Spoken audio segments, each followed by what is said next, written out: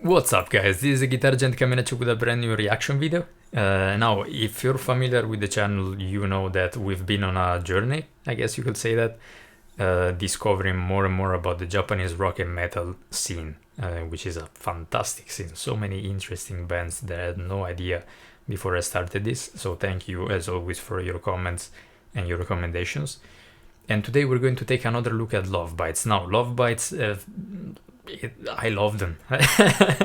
They are such a good band. Among all the bands that I've been reacting to, they're probably the more traditional one when it comes to metal. Their approach to metal, it's very traditional heavy metal and speed metal and power metal, you know, from what I've heard so far. Sometimes there have also been some thrash elements as well that I really enjoy, but they seem to have some very strong roots in the 80s music. So we're talking about Iron Maiden, we're talking about Metallica, we're talking about Judas Priest, with of course also some more modern power metal influences. The song that we're going to react to today, it's called Edge of the World, guys. It was the biggest request from all the Lovebites reaction videos that I've done so far. I'm very curious. It's another live recording, as you guys pointed it out, and as I've seen myself, these girls are phenomenal live, in a live setting. And this is another one from that concert that seems to be like the holy grail when it comes to Lovebites, the live at Zepp Divercity in Tokyo. Very curious, guys. Let's see what they have in store for us this time. Again, I don't know if this is something, this is going to be something more along the lines of Swan Song, which was the last one, which was so gorgeous and beautiful with the piano and everything, or something more thrashy, or, you know, let's just see what it is, guys. Very curious. Lovebites, Edge of the World. Let's go. Piano ready, nice. Okay.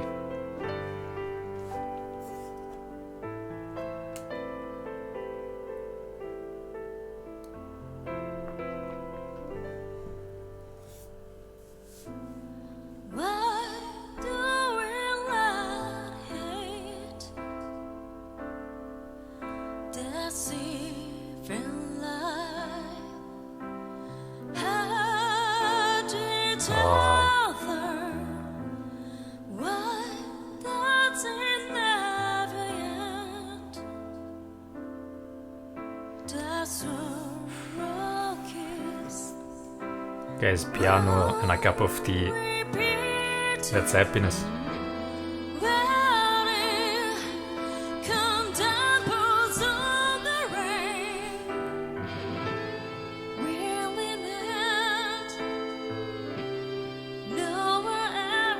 Ah, that tone.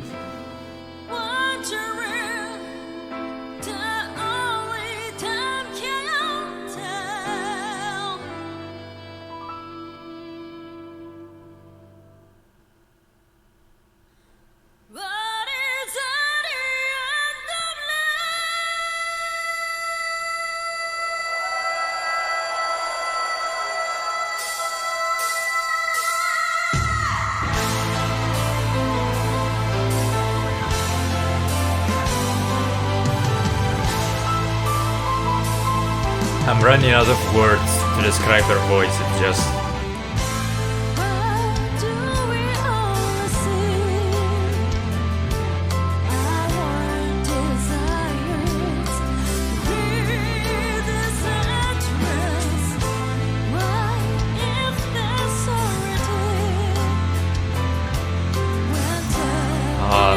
the drum work is so good, guys. It's very subtle, but the chuku-cha.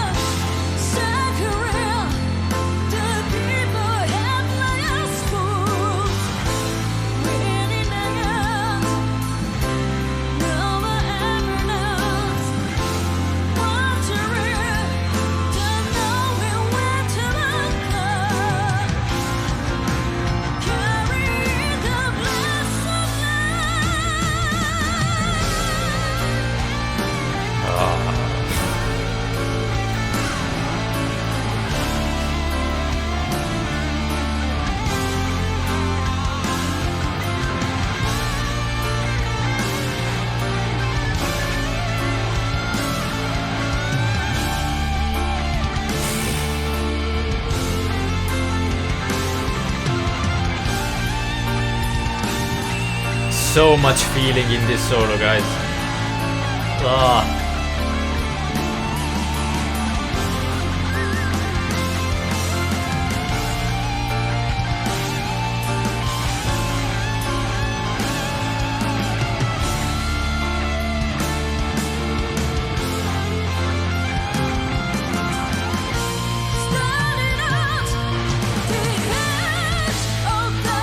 My god.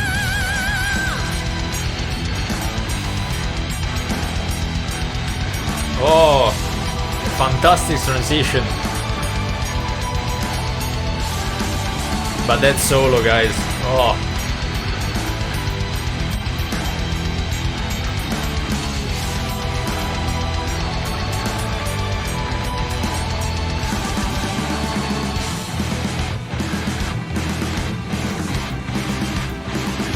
Yes. This song is a journey. Wow.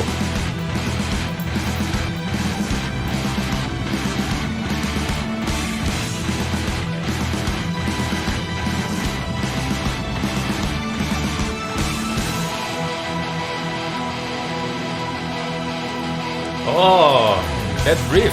Wow.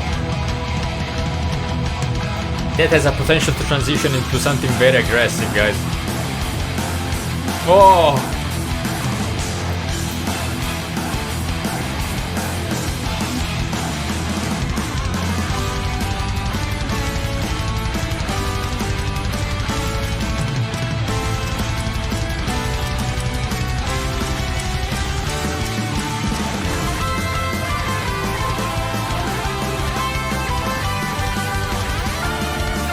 At this stage, the harmonizing guitars are something that I expect from Lovebites, but I always love it so much.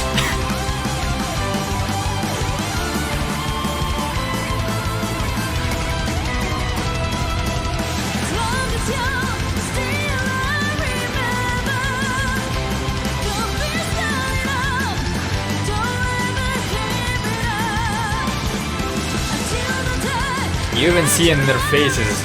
They're very... It's a very emotional song.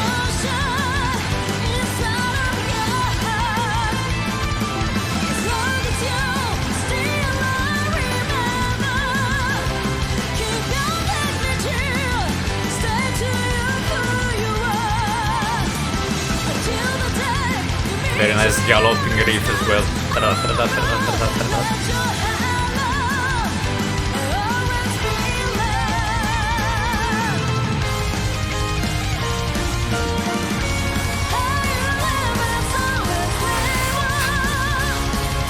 What a beautiful transition, guys. Wow.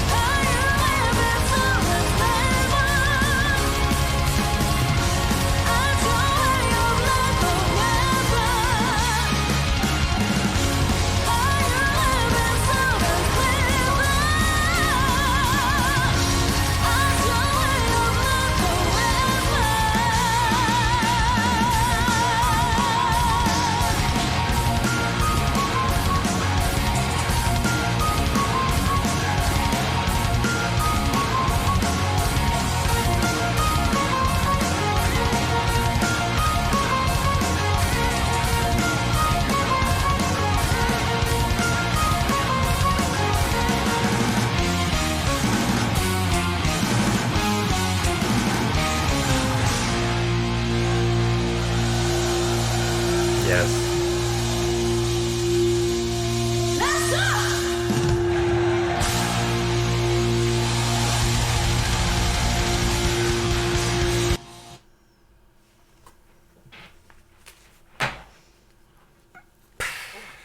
This was out of this world, guys. Such a journey. What a song. What a song. I think that this is, at the moment, at the first listen, my favorite from Lovebites, and that's because of one simple reason. It incorporates basically all the elements that really stood out to me in all the other reactions and all the other songs that I've listened to so far. So there was, of course, the piano. Beautiful, gorgeous piano at the beginning, really setting the mood. There were the more aggressive thrash galloping riffs as well. The vocal performance, are you kidding me? Like, wow. And also remember, guys, these are live performances. These, like, it's not something that they've just done in the studio once or whatever that is, maybe edited it a little bit to make it sound good. This is phenomenal. We need to stop, I think, and realize that. It's just the amount of I don't like to talk about talent, because I'm not a huge believer of talent in general. Yeah, I think it's really more about focus and commitment and passion at the end of the day. The amount of all of that went into this song is unbelievable. Like, you can really tell. I pointed out as well during the reaction, the passion and the intensity of the song. You could see that in their faces even more than usual. I think in their facial expressions, in the way they moved on the stage, the energy that was on that stage. For me, like, it really felt like they were really feeling this song, which is one of the aspects that I am absolutely enjoying about this scene. Now, if you're watching this today, that means that yesterday I released a reaction to Asterism. It was the first time that I listened to that band. Fantastic song, fantastic guitar player. But the one thing that I pointed out during the reaction was that the one aspect that I'm really enjoying about the scene, well, let's say there are two aspects. The first one is the fact that they really enjoy their music, despite being, very highly technical, skilled musicians. They are always in the song, they're always in the music, and they focus more on serving the song instead of just shredding for the sake of it, which is something crucial for me. And then the second aspect that I really do love and that I pointed out is the fact that it seems like a very dynamic scene. And by that I mean that there are artists in a band, and then two artists from another band come and they start a spin-off, and they start a collateral project that then becomes its own band. Then some of these guys start another band with these other girls. It's so exciting, and it's just spiraling out of control and providing with more and more fantastic music for all of us. And really, we can't complain about that, but it's something so nice. Like, you can really tell that they love playing music, and there is quite nothing for a musician like getting in a room with other musicians. That excitement, there is that spark. You don't know what's going to happen, you don't know who's going to have the next great idea, and that's we live for that. We live for those moments and for those for those feelings, that excitement. And the way this scene is developing, and as I said, it's spiraling, and there are things that happen here and there. It's really reminiscent for me of the 90s, the grunge scene, where you had bands like, you had Mother Love Bone, you had Temple of the Dog, you had Pearl Jam, you had Soundgarden, Alice in Chains, all these bands from Seattle, where it was always basically the same musicians that were just changing name of the band, with Temple of the Dog, Mother Love Bone, then Pearl Jam, then part of Pearl Jam were in Soundgarden. That same concept, that provided us with some of the best music ever, in my opinion. And these, that's also maybe why I'm so excited about seeing this dynamic going on in this scene. Now, when it comes to this song specifically, guys, I want to point out a couple of things. The first, a couple of more things, let's say, because I've already been talking for quite a while. In the first section, I love that first section. First of all, starting things off with that piano. I love piano so much. It has that sound, especially with that voice. It was working so well together. I'd actually love to see some renditions of Lovebites songs than just piano and vocals, because that sounds so good. It's so good, guys. It's just beautiful. It's gorgeous. And the both the note selections, but especially the feeling behind those note selections, and especially the vocal performance in that first part was like a mind-blowing. I guess you saw that in my face. That's one of my, let's say it's a blessing and a curse. Like, I can't really hide my emotions in my face. So you can kind of always tell what's going on. But that was absolutely beautiful. And again, Lovebites always go for that epic vibe from what I've seen. Now, they might approach it with a power metal song, they might approach it with a thrash metal song, they might approach it with a, a slower song, a ballad, but there is always that epic feeling. And I think that the piano, like having an element so beautiful, so gorgeous as that piano, and of course the talent of actually, again, I don't want to talk about that, and the skills of actually playing that way and being able to play that, it's such a massive advantage on many other bands in that genre that are doing this. It's such a major advantage. It gives you so much more dynamics, it gives you so much more choice. It's fantastic. It's so good to have, honestly. And also when the lead guitar came in, the tone of the lead guitar on the first section was just beautiful. But that guitar solo, the first Miyako's guitar solos on the first section at the very end, what a solo. It really, really, really reminded me of Pink Floyd and Mr. David Gilmour, which is one of my all-time favorite guitar players, of course. She kind of went in that direction, the David Gilmour way, I like to call that. It's like you're capable of shredding, you're capable of doing some very demanding technical solos, and like they both show that.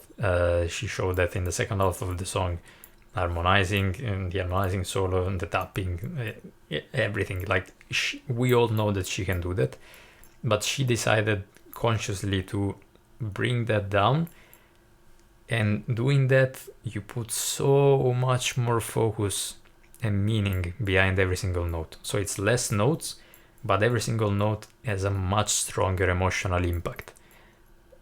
And that's usually the approach that I like the most when it comes to guitar playing. I know that it's a personal preference, of course, and it also depends on the song. So maybe in a very fast song, in a thrash, like if you think about Slayer, maybe you don't want that. But it really, let's say that's something I usually gravitate towards more. Like the most iconic solos that I remember by heart and I can sing probably are those ones, are the slower ones that really connect with me on an emotional level as well. And the same concept went also with the drum choices.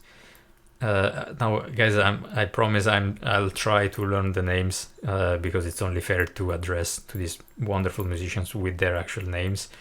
I'm just awful with names in general. It's already enough if I remember my mom's name, but I'll try to. I'm working on it as I'm doing with bandmate. The drummer though was, as I pointed out during the reaction, she was using that same mindset. So less is more. As I said, the way she was playing the snare, she had the drumstick, that was laying on the snare, and she was just hitting the snare rim instead of just going with a powerful shot at the center of the snare, which of course is a much more powerful sound to it, which is exactly what the song needed. Every single choice in the guitars, in the piano, in the vocals, so much feeling behind those vocals, guys. Wow. In the drums, in the bass that consciously, again, the bass, we know that she can go crazy, but she purposely tunes that down to serve the song. In the first half, the song, let's say, was a bit quieter. There weren't very aggressive riffs and stuff like that, and there was much more bass as well. You could really hear that. It's just so fantastic. They always serve the song first. That's really the bottom line. And something that I've realized, probably listening to Bruce Springsteen's acoustic records, I always used to say that, and I still say that actually, that to make a great song and a great record, all you need is an acoustic guitar and Bruce Springsteen. Just because if I think about those records like Nebraska, like The Ghost of Tom Joad, The Devils and Dust, the acoustic ones from Bruce Springsteen, if you're into that, it's very simple songs, simple melodies, but that's all you need. Like, if what you have is good enough, you don't actually need to go crazy. And that ties in again with the concept that I'd love to hear some piano and vocals renditions of these songs, because I'm sure that they will be wonderful. Again, I'm not complaining about everything else that's on top, because it's just fantastic. Especially the transition into the heavier part was so good. I was not expecting that, honestly, but it was so good, and there was so much more drive, so much more energy in the second half of the song. The guitar solos, of course, had a very different tone to them, a very different vibe to them, which again served the song, because the song gets switched to a different kind of vibe, and it's always so epic, and always like I don't know what to say about the vocals anymore. Vocal performances are just phenomenal, and again, this is live recordings, guys. Think about that. It's mind-blowing, honestly. So yeah, guys, I've been talking a lot, but there is a reason why. I mean, that's because, again, as I mentioned, this is probably at the moment my favorite Lovebites song, at least at the first listen. I can't wait to listen to this more, because I'm sure that this will even grow on me because of those transitions as well. I'm sure that I will be able to pick up more elements and appreciate it even more with the second, third, fourth, fifth, sixth, seventh, and many more listens. I want to thank you, especially if you made it to this stage, because again, I've been talking a lot. So I do really appreciate your time, guys. I always do. I appreciate you taking some time off your day to, you know, sit down and enjoy this music that you already love with me, and possibly, you know, and that's really my only hope with these videos, is just to provide you with a bit more insights and a bit more maybe even value, adding some value to these songs and to these artists that you already love, in exchange for what you guys are providing me, which is knowledge about this fantastic music that I was not aware of before that. So thank you so much. Keep the recommendations coming, of course. I do want to listen to more Lovebites, but I think that we already know that. But also other bands, of course. As you've seen in the channel, I've been exploring a bit more in the last few days with new bands. That has been going very well. So, you know, feel free to recommend me anything. And even if I already know the song, even if you want to know my thoughts about a song, like about, I don't know, Metallica, if you want to know my thoughts about the idols, I'm always down to talk about music, guys. Thank you again for your time and your support. If you decide to stick around, hopefully, I'll see you soon with the next one. Thanks again, guys. Have a good one. Bye.